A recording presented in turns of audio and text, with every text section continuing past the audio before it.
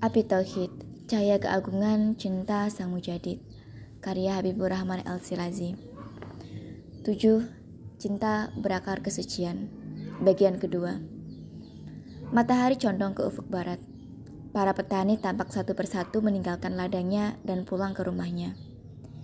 Para pengembala menggiring gembalanya memasuki kandangnya. Demikian juga Mirza. Sore itu ia menggiring lembu-lembunya pulang. Sampai di rumah, Mirza terperanjat kaget bukan kepalang melihat lelaki yang tadi siang ditemuinya itu tampak sedang asyik berbincang dengan ayahnya.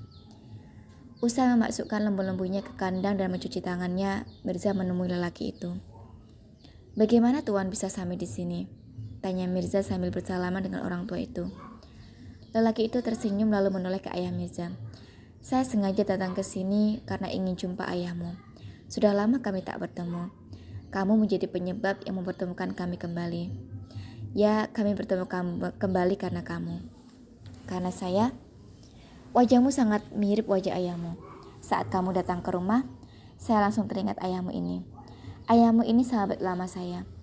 Karena itu, saya datang ke sini untuk memastikannya. Dan ternyata benar."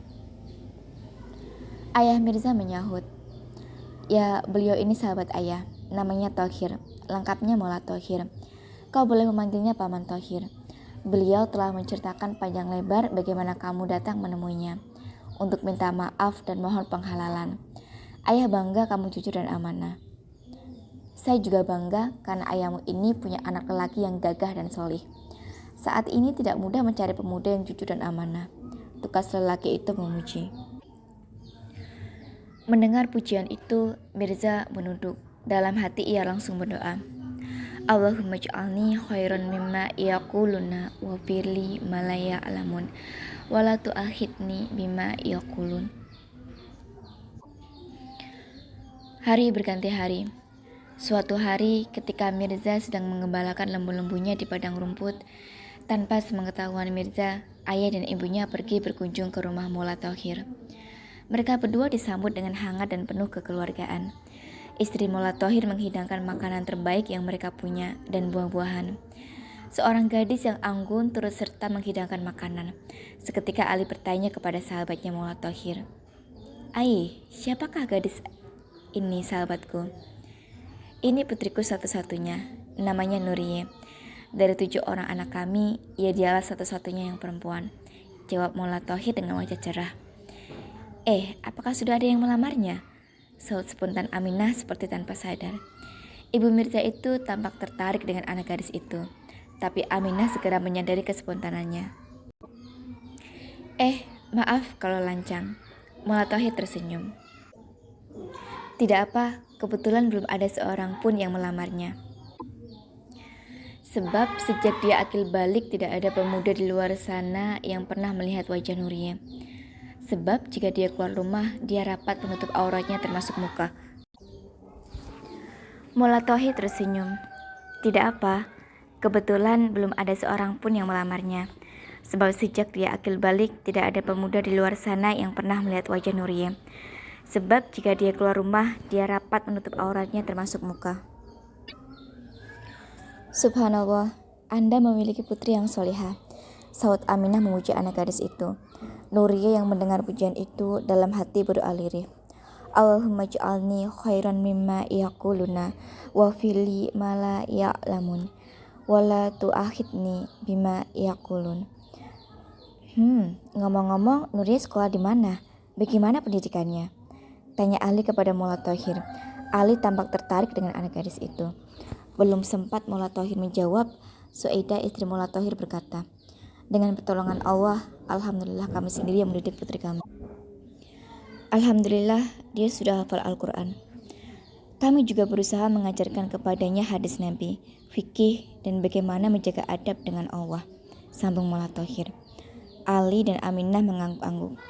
"Alhamdulillah." Tiba-tiba, bagaimana sekiranya Ali dan Mola Thohir secara bersamaan mengucapkan kalimat yang sama, dan tiba-tiba menghentikan ucapan itu bersama. Keduanya saling pandang, Aminah dan Suaidah juga saling pandang. "Apa terusannya? Bagaimana sekiranya apa?" tanya Aminah ingin tahu apa yang akan disampaikan suaminya. Bagaimana sekiranya Nuriye dijodohkan dengan Mirza? Kita lamar Nuriye untuk Mirza. Sepertinya cocok sekali. Jelas Ali dengan wajah sumringah. Mendengar itu, Aminah tersenyum. Subhanallah, sejak lihat Nuriye itu juga yang terlintas di pikiranku. Itu juga sebenarnya yang ingin saya sampaikan tadi. Jujur, sejak pertama kali jumpa Mirza, saya sudah tertarik ingin menjadikannya menantu. Saya hanya perlu mengetahui asal-usul keluarganya, dan dugaan saya tidak meleset. Allahu Robbi, kok bisa ya? Itu juga yang terlintas dalam pikiranku, tukar Suaida. Suasana begitu hangat, sementara di ruang sebelah, Nuriye mendengar percakapan itu dengan jantung berdegup kencang. Ia berdoa kepada Allah agar ia memiliki suami yang soleh dan taat kepada Allah. Saat Mirza berdialog dengan ayahnya minta dihalalkan semua yang dimakan lembunya itu, sesungguhnya di dalam biliknya ia mendengarkan. Dan ia sempat bahagia ada pemuda sebaik itu. Dan kini pemuda itu akan menjadi calon suaminya. Air mata Nuriye meleleh. Pembicaraan di ruang tamu itu kini serius. Ali dan Mullah Thohir menegakkan punggung dan menata letak duduknya. Sahabatku, anak kami Mirza sudah cukup berumur. Umurnya sekarang 25 tahun. Itu umur baginda Nabi menikah dengan Sayyidah Khadijah. Memang kami ingin dia sekarang membangun rumah tangga, menyempurnakan separuh agamanya. Namun kami harus berterus terang, Mirza itu ya seperti yang kamu lihat saat pertama kali bertemu. Pekerjaannya bertani dan mengembala ternak. Tak ada harta yang bisa kami wariskan padanya. Kami hanya berusaha membekalinya dengan iman dan akhlak. Ali serius berkata kepada Mullah Thohir dan istrinya. Suaida membalas, Nuriye putra kami sudah berusia 18. Sudah saatnya menikah. Dan insya Allah dia bisa menjadi istri yang sayang pada suaminya, serta menjadi ibu yang baik untuk anak-anaknya. Semoga itu harapan kami. Nuriye juga gadis desa yang biasa membantu ayah dan ibunya di ladang. Jadi saya rasa ya cocok saja. Benar sahabatku, kita intikan umat baginda Nabi. Kita ikut petunjuk baginda Nabi. Kita menikahkan anak-anak bukan karena pertimbangan materi dunia. Juga bukan pertimbangan derajat pangkat yang fana. Kita menikahkan anak-anak kita atas dasar ibadah. Pertimbangannya adalah agama dan akhlak, saud Mullah Thohir. Alhamdulillah, tugas Ali dan Aminah bersamaan.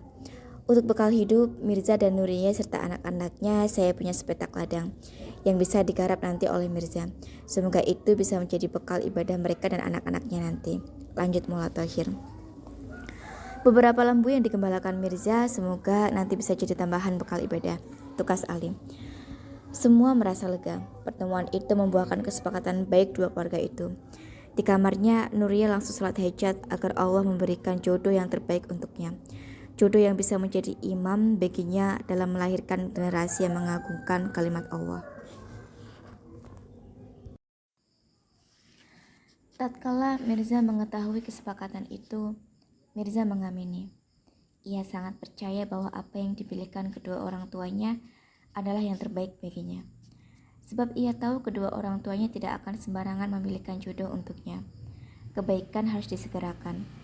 Begitulah prinsip orang-orang soleh sejak dahulu. Tak lama setelah itu, ijab kabul akad nikah Mirza dengan Nuriye berlangsung dalam satu majelis sederhana di sebuah masjid tak jauh dari tempat Nuriye tinggal. Mirza lalu membawa istrinya tinggal di kampung Nurs. Mereka membangun rumah sederhana tak jauh berbeda dengan rumah-rumah penduduk desa pada umumnya.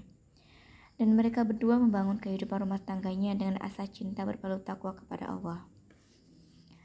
Mirza berusaha menjadi suami yang baik, amanah, dan bertanggung jawab. Ketekunan ibadahnya dihiasi dengan keuletannya bekerja di ladang untuk menghidupi keluarga. Sementara Nuriye benar-benar memenuhi harapan ibunya akan menjadi istri yang solihah. Bahkan di mata Mirza, kebaikan Nuriye melebihi apa yang disampaikan ibunya ketika menjelaskan siapa Nuriye sebelum akad nikah. Selain hafal Al-Quran, Nuriye adalah ahli ibadah. Setiap malam, Nuriye selalu bertanya apakah suaminya punya hajat dengan dirinya. Jika dijawab iya, maka Nuriye akan memakai pakaian terbaik untuk suaminya. Jika dijawab tidak, maka Nuriye akan tenggelam dalam ibadahnya, melantunkan hafalan Al-Qur'annya dalam salat malam. Tidak jarang, Nuriye akan beribadah sampai suara azan subuh terdengar. Namun demikian, siangnya Nuriye masih tetap cakap membantu suaminya kerja di ladang. Kelebihan lainnya, Nuria selalu menjaga wudhunya, kecuali kalau ia sedang uzur. Setelah 15 tahun menikah, Mirza dan Nurie dikaruniai 7 orang buah hati. Mereka adalah Nurie, Hanim, Abdullah, Said, Mehmet, Abdul Majid, dan Mircan. Salah satu anaknya yaitu Said, kelak akan dikenal sebagai seorang ulama besar di seantero penjuru Turki, bahkan dunia. Kelak dia akan mendapat julukan Peyudu Zaman atau keajaiban zamannya, terkenal sebagai Peyudu Zaman Said Nursi. Kesederhanaan dan keikhlasan Mirza mengamalkan agama Allah tercium wanginya oleh penduduk Nurs dan sekitarnya. Mirza dihormati orang banyak karena rendah hatinya. Masyarakat luas mengenalnya sebagai Sufi Mirza karena sifat wiroinya. Mirza dan Nuriye bisa dibilang berhasil mendidik anak-anaknya. 2 anak perempuannya, Nuriye dan Hanim, menikah dengan orang yang dikenal luas sebagai penyebar agama dan guru agama bagi masyarakat yang disebut Hoka. Mereka kemudian hijrah dan tinggal di Damaskus. Sedangkan anak lelakinya, Abdullah, juga dikenal sebagai guru agama atau Hoka. Bahkan menjadi guru pertama dari adiknya yaitu Said muda. Sementara adik Said yaitu Mehmet juga menjadi guru dengan panggilan Mola Mehmet. Ia mengajar di madrasah desa Arfas, tak jauh dari Nurs. Sedangkan Abdul Majid dikenal sebagai salah satu murid Said Nursi. Dan nanti berjasa menerjemahkan 2 karya Said Nursi berbahasa Arab ke dalam bahasa Turki. Adapun Mircan tidak ada penjelasan istimewa tentang anak gadis, adik bungsu Said Nursi itu. Sejak masih belia, Mirza telah diajarkan untuk menjaga diri dari bayang haram. Bahkan lembu-lembunya tidak ia izinkan makan rumput yang tidak dengan jelas kehalalannya. Mirza juga menghiasi nafasnya dengan zikir kepada Allah. Sedangkan Nuria yang hafal Al-Quran selalu menjaga dirinya dalam keadaan berwudu. Saat mengandung anak-anaknya, termasuk ketika mengandung Said, Nuria tidak menginjakkan kakinya ke atas bumi kecuali dalam keadaan suci, dan tidak meninggalkan sholat malam kecuali saat uzur. Nuria tidak mengizinkan dirinya menyusui anak-anaknya, terutama Said, dalam keadaan tidak suci. Maka wajarlah jika Allah yang Maha Suci memberikan anugerahnya kepada suami istri sederhana ini. Anugerah paling tampak terasa adalah ada pada anak mereka bernama Said. Said menjadi semacam ayat bahwa kesucian cinta karena Allah akan melahirkan keberkahan dan keajaiban yang tidak pernah disangka-sangka. Allah itu baik dan suci, dan Allah mencintai kebaikan dan kesucian. Gunung Erciyes berdiri tegak. Tasbihnya adalah ketegaran salju abadi di puncaknya, yang seumpama kopiah putih nan suci para sufi. Kota Kayseri pagi itu cerah. Matahari duha bersinar keperakan, tapi salju masih bertebaran di mana-mana. Udara masih terasa menggigit dinginnya. Di dalam sebuah rumah batu berbentuk kotak khas Turki, tampak 4 pemuda itu duduk melingkar di atas karpet tebal di ruang tamu. Mereka adalah Fahmi, Subki, Hamzah, dan seorang pemuda bercabang tipis bermuka bersih bernama Bilal. Kedua mata Fahmi berkaca-kaca. Ia sangat terharu mendengar sejarah bagaimana kedua orang tua Said Nursi, yang bernama Mirza dan Nurie, dipertemukan oleh Allah dalam ikatan pernikahan dan cinta dan suci. Dalam hati, Fahmi sangat berharap pertemuannya dengan istrinya, Firdaus Nuzula, sesakral, sesuci, dan seindah itu. Allahumma wafiqna ya Allah, lirik Fahmi dalam hati. Sementara di ruang tengah bersebelahan dengan ruang tamu yang hanya disekat kain tebal berornamen khas Turki, Aisal dan seorang gadis muda bernama Emel ikut juga mendengarkan cerita itu dengan seksama. Kedua mata Aisal juga basah. Aisal merasa dirinya penuh noda dibandingkan dengan Nurie, gadis Turki dari pelosok desa Nurs itu.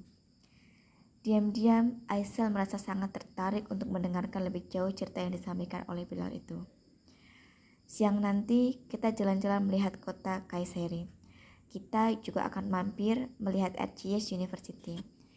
Nanti sore kita akan jalan memakai mobil van menuju Saulirva. Di sana Bilal akan melanjutkan kisah perjalanan hidup Syekh Baidu sama Said Nursi. Sekarang kita nunggu sarapan pagi. Ibu sedang menyiapkan yalanci Asmaya Breki Sarmase dan Zepsi Dolmase, kata Hamya sambil tersenyum. Makanan jenis apa itu? Tanya Suki. Tak perlu saya jelaskan, sebentar lagi menu istimewa itu akan keluar dan kalian akan tahu apa itu. Bahkan kalian akan merasakan hidangan dari koki asli Turki, yaitu ibundaku. Subhanallah.